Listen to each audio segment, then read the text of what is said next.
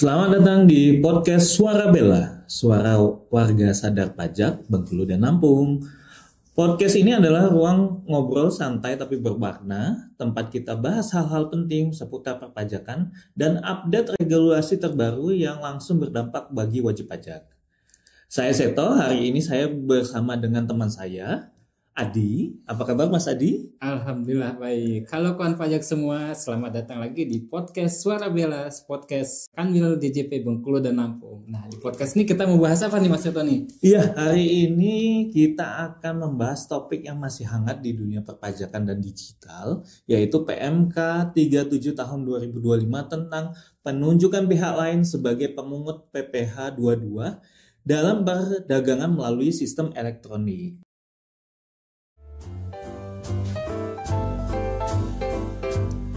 Setelah kita pernah membahas terkait dengan PMK 37, lalu kita bahas juga tentang mitos dan faktanya. Kali ini kita akan bahas nih kira-kira apa saja sih dampak dari PMK 37 dan apa saja yang harus kita siapkan nih.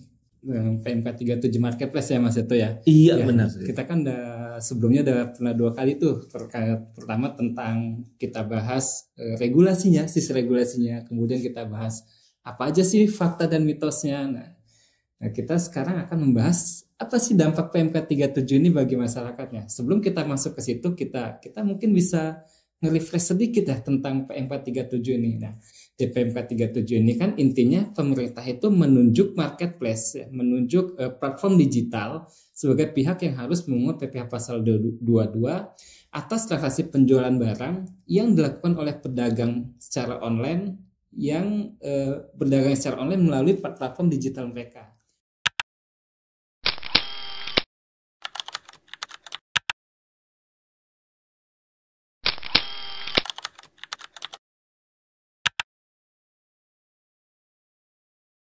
Nah, regulasi ini merupakan upaya pemerintah untuk meningkatkan kepatuhan perpajakan di sektor ekonomi digital. Nah, tentunya dengan mengusung semangat kemudahan dan kesederhanaan. Jadi sekarang PPh dari para pedagang di marketplace sudah tidak di-stop sendiri lagi, melainkan langsung dipotong oleh marketplace. Jadi dia perbedaan mekanisme aja nih Mas Seto. Iya. Jadi setidaknya ini ada dua pihak yang berdampak ya dengan adanya PMK 37 ini ya. Yaitu yang pertama ada di sini adalah marketplace atau platformnya dan juga pedagang atau merchant-nya ya. Kalau marketplace sendiri sebenarnya yang harus ada penyesuaian ya. Jadi di marketplace itu akan disesuaikan sistem untuk memungut, menyetor dan melaporkan PPh 22 dari transaksi mereka. Jadi dari transaksinya, nah nanti di sistemnya akan langsung otomatis memungut dan menyetor PPh 22. Nah dari sisi pedagang atau penyedia jasa bagaimana?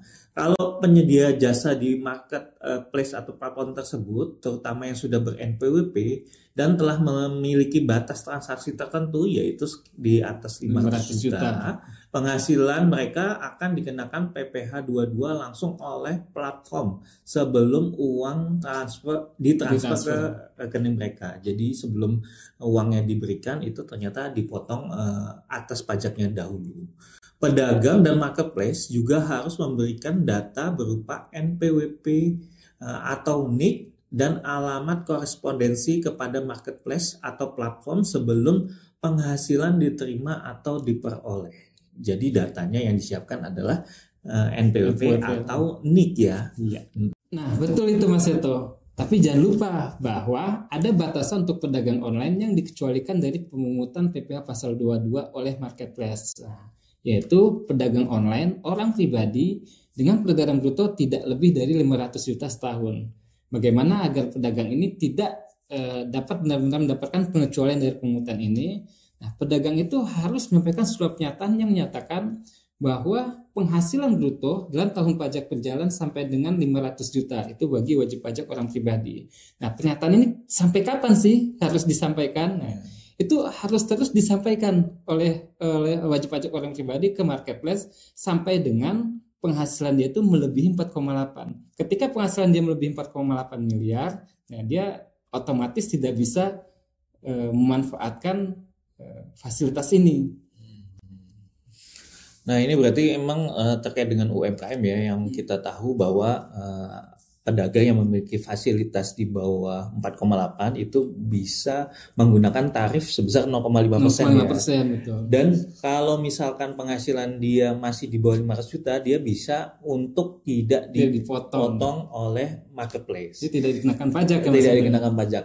Nah, bagaimana nih kalau misalkan di tahun berjalan itu di berjalannya tahun ya, itu ternyata omsetnya di atas 500 juta. Nah, kalau seperti ini, maka pedagang harus menyampaikan informasi kepada marketplace berupa surat pernyataan yang menyatakan bahwa pedagang dalam negeri memiliki peredaran bruto pada tahun berjalan itu melebihi 500. Jadi kalau yang tadi itu di bawah 500, ternyata nih misalkan di bulan Agustus sudah lewat dari 500. Ternyata pedagang juga harus membuatkan surat pernyataan bahwa omsetnya lebih dari 500 dan diminta untuk dipotongkan juga PPh dua-duanya ya sebesar 0,5%-nya gitu. Nah, jadi ya tidak sekejam itu ya PMK 37 ini ya, karena ini memang menyelaraskan ketentuan pajak untuk UMKM ya, di mana wajib pajak dengan peredaran usaha sampai dengan 500 juta ini tidak dikenakan pajak. Nah, sekarang tarifnya pun disamakan dengan tarif pajak UMKM. 0,5% ya, tidak tinggi ya, sama tarifnya, tidak ada perubahan tarif di situ. Jadi 0,5% dari dasar pengenaan pajak dari penjualannya. Jadi gampangnya gini, ketika teman-teman sebagai pedagang online jualan di marketplace, anggap saja omsetnya itu 500 juta. Nah, maka penghasilan teman-teman akan langsung dipotong 0,5% dari DPP itu oleh marketplace. Jadi yang sebelumnya teman-teman di pedagang online itu ketika dapat penghasilan dia harus menghitung sendiri, kemudian store sendiri. Nah, ini dia otomatis langsung dipotong oleh marketplace. Iya. Berarti sebagai pedagang di marketplace, ini kemudahannya karena dari yang tadinya harus menyetor sendiri, sekarang tidak perlu ya. Dan atas PPh yang sudah dipotong tadi silakan diperhitungkan sebagai pembayaran PPh atau pajak penghasilan dalam tahun berjalan bagi pedagang. Kalau pedagangnya UMKM, maka ini merupakan bagian dari pelunasan pajak penghasilan yang bersifat final. Dan apabila pedagang menggunakan tarif sebagaimana pasal 17 ya, Undang-Undang PPh, maka PPh 22 yang dipotong ini pun silakan diperhitungkan sebagai kredit pajak tahun berjalan. Ya betul, ini kan adalah kemudahan kemudian buat penyederhanaan dan efisiensi dalam pelaksanaan pemenuhan kebutuhan kewajiban perpajakan pedagang online. Nah, tadi kan itu dari sisi si pedagangnya. Di sisi pedagangnya kan dia nggak perlu setor tapi dia dipotong oleh marketplace. Nah, bagaimana dari sisi marketplace-nya? Jadi meskipun marketplace ini melakukan pemungutan PPh pasal 22, namun tidak perlu membuat bukti pemotongan. Jadi tidak ada beban administrasi perpajakan lagi yang harus ditanggung oleh si marketplace ini. Jadi marketplace tidak perlu membuat bukti potong baru untuk memotong penghasilan yang diterima oleh pedagang online melalui marketplace.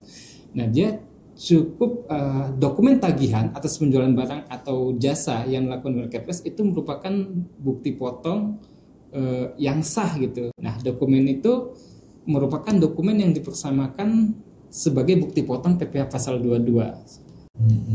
Jadi marketplace pun sebenarnya tidak dibebankan terkait dengan administrasi ini. Nah, menarik sekali untuk pembahasan PMK 37 ya. Terima kasih ini Mas Adi sudah menemani saya ngobrol dan memberi informasi kepada kawan pajak Suara Bela ya. Nah, kawan pajak tadi itu pembahasan PMK 37 tahun 2025. Marketplace kini bukan hanya tempat jualan, tapi juga menjadi bagian dari modernisasi sistem penghutang pajak yang diharapkan memberikan kemudahan, simplifikasi, dan efisien dalam administrasi perpajakan. Buat kamu pedagang, pastikan siap. Dan buat marketplace, saatnya upgrade sistem dan komunikasi ke pengguna kalian. Terima kasih sudah mendengarkan episode kali ini, semoga bermanfaat.